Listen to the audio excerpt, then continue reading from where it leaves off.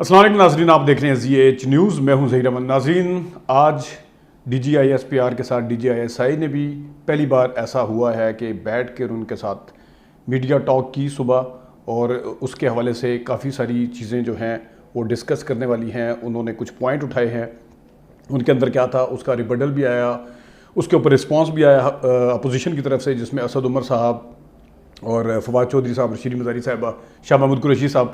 یہ سارے بیٹھے۔ لیکن اس سے پہلے میں ایک چیز یہاں پہ اسٹیبلش کر دوں، آج ارشد شریف صاحب کا نماز جنازہ تھا، اور بہت بڑا نماز جنازہ تھا۔ جس وقت یہ سارا پروسیس تھا، اس کو کیونکہ ظاہر میڈیا نے کوریج دینی تھی، سارا صبح سے ماحول بنا ہوا تھا، تو یہ بڑا ایک اہم تھا کہ سیم اسی ٹائم پہ، یعنی کہ جنازہ تو خیر 2 بجے تھا، لیکن ظاہر صبح سے میڈیا نے دکھانا تھا یا رپورٹنگ جو کرنی تھی، تو وہ 11:20 پر ان کی ٹاک شروع ہوئی، تو کافی لگ بھگ 1.5 گھنٹے کی ٹاک تھی یا اس سے بھی زیادہ کی وہ ہوئی، اور اس کو سارے میڈیا نے کور کیا۔ اس تمام تفصیل کے اوپر جانے سے پہلے، کل کی جو فیصل وارڈر کی ٹاک تھی، وہ کل اس وقت تک بڑا لگ رہا تھا کہ پتہ نہیں کون سا بم پھٹ گیا ہے یا کیا کیا ہو گیا ہے، اس کے اوپر جو ریئیکشن آئیں گے، اور پتہ نہیں کون سی ایسا تیر چلا لیا ہے کہ اب تو پتہ نہیں کیا ہوگا، دکھنے میں ایسا لگ رہا تھا۔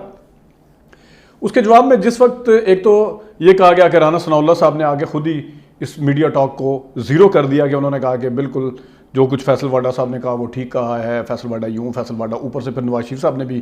جب ٹاک کر دی، تو سوچا یہ جا رہا تھا کہ شاید اگر مین لیڈرشپ یعنی عمران خان کی طرف سے رسپانس نہیں آئے گا، تو کم از کم وائس چیئرمین کی طرف سے آئے گا، سیکرٹری جنرل کی طرف سے آئے گا، ایون فواد چودھری کی طرف سے آئے گا۔ لیکن انہوں نے اس کو بڑی عقل مندی کے ساتھ فزل آؤٹ کرنے کے لیے جو ہے وہ عمر سرفراز چیمہ سابق گورنر ہیں، لیکن ان کا کوئی اتنا قد کاٹ نہیں ہے، اور ساتھ میں سینیٹر اعجاز چودھری صاحب جو کہ عموماً آتے ہی نہیں ہیں میڈیا کے اوپر، ان کی طرف سے شو کاز نوٹس ہوا، وہ سارا کچھ ہوا۔ تو آج صبح تک جو فیصل وارڈا والا جو ایک پتہ تھا، وہ بالکل ایک قسم کا ناکام ہو چکا تھا، اس کے اوپر کسی نے کان نہیں دھرے، خود صحافیوں نے اور صحافیوں کی زیادہ تعداد نے اس کو بالکل آؤٹ کر دیا تھا۔ اچھا، اس کے بعد یہ تو تھا ان کا ریئیکشن۔ پھر آگے سے اس کے بعد جب یہ آج کے دن، جس طرح میں نے بتایا کہ جس وقت آپ ایک ٹاک کرنے جا رہے ہیں، اس ٹاک کو آپ کہتے ہیں کہ یہ ارشد شریف صاحب سے جڑی ہوئی ہے، لیکن ارشد شریف صاحب کے تدفین کا بھی انتظار نہیں کیا جاتا، اور اتنی پتہ نہیں کیا جلدی تھی کہ انپریسیڈنٹڈ طریقے سے، کہ جس میں DGI اور DGI SI بیٹھ کے دونوں ایک ساتھ بیٹھ کے ٹاک کر رہے تھے، یہ خود ایک بہت بڑا سوال تھا، اور بہت حیران کن ایک واقعہ تھا جو ہوا، کہ اس کا کیا نوبت آئی تھی، ایسی کیا جلدی تھی کہ اس میں تھوڑا انتظار کر لیا جاتا۔ خود مانا گیا کہ ارشد شریف صاحب ہماری صحافت کے آئیکن تھے، خود مانا گیا ان کی بڑی ہمارے جا کے پتہ نہیں کہاں کہاں جا کے انہوں نے کور کیا، اور نہ صرف ان سے جڑے ہوئے حقائق اگر جو بتانے ہی تھے آگے جا کے وہ بتائے جاتے، بلکہ انہوں نے پہلے سائفر کو ڈسکس کرنا مناسب سمجھا،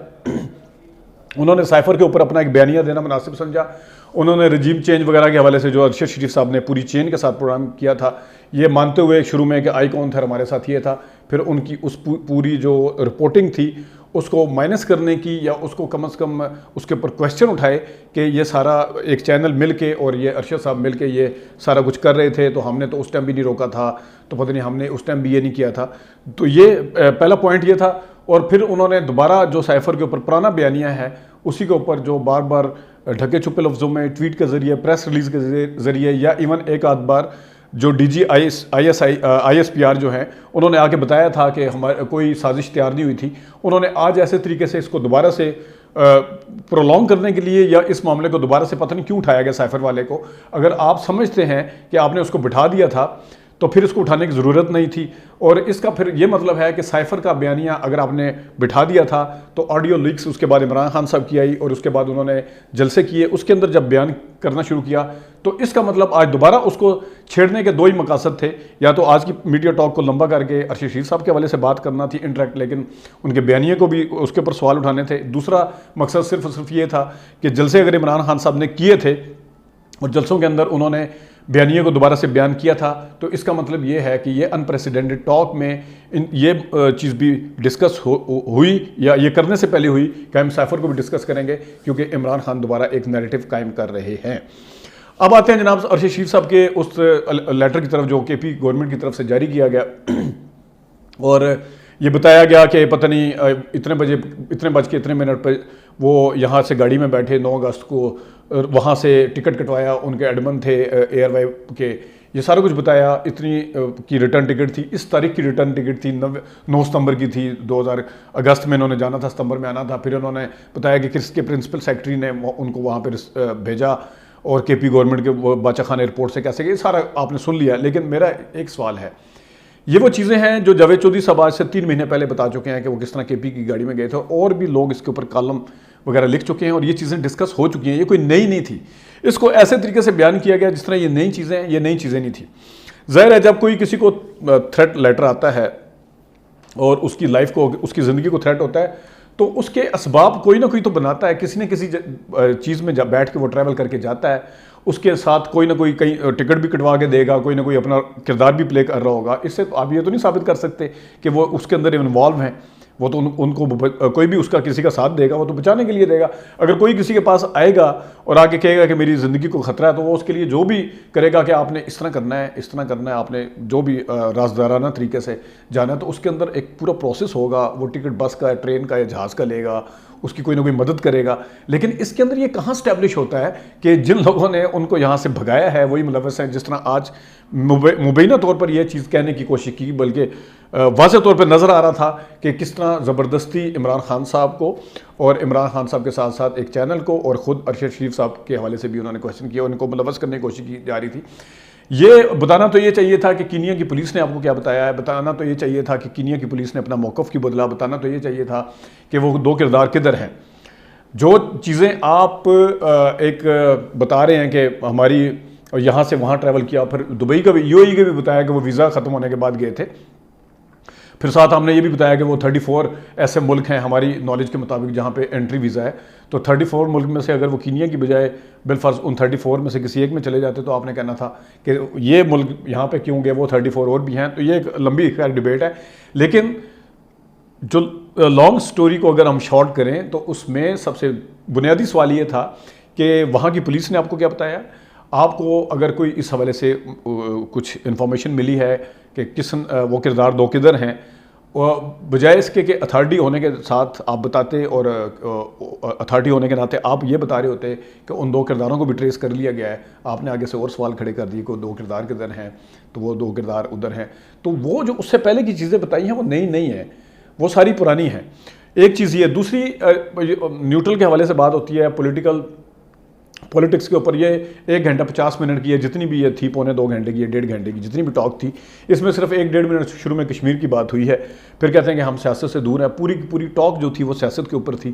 اور میں نے جس طرح پہلے بتایا, D G I S I جو ہیں وہ پہلی دفعہ بیٹھے آ گئے, وہ پہلی دفعہ سامنے آئے. انہوں نے جس جگہ پہ آ کے رانا ثناء اللہ صاحب کو D G I S P R نے کہا کہ وہ خود ان کا پروگیٹو ہے, وہ خود وزیر داخلہ, وہ خود اپنے آپ کو کلیئر کریں گے, تو انہوں نے آ کے ڈی جی آئی نے یہ بھی بتایا کہ حکومت بالکل ڈیفینڈ کرنے کی کوشش کرتی ہے, حکومت کر رہی ہے, حکومت کو آپ مانتے ہیں یا نہیں مانتے, یعنی کہ بھرپور طریقے سے انہوں نے واضح طور پہ ساتھ بھی دیا. اور جتنی بھی جو باتیں ہوئی ہیں وہ ساری کی ساری سیاسی ہیں. اگر آپ سمجھتے ہیں کہ آپ نیوٹرل ہیں یا اے پولیٹیکل ہیں, یا جس طرح بقول آپ کے جو بھی ہے, تو اس میں آپ کو پھر ان تمام چیزوں کو ڈسکس کرنے کی ضرورت اس طرح سے نہیں تھی. لیکن جس ترتیب کے ساتھ اور جس طرح پوری ایک کے بعد ایک بات کو جو ڈسکس کیا گیا ہے, وہ بہت ہی لمبی سٹوری ہے. اور آخر میں ایک صحافی نے تو اپنے آپ کو لفافہ آپ بتائیں نا جی, کلین چٹ کس سے لی جا رہی ہے. جس اب 2 بندے ہیں,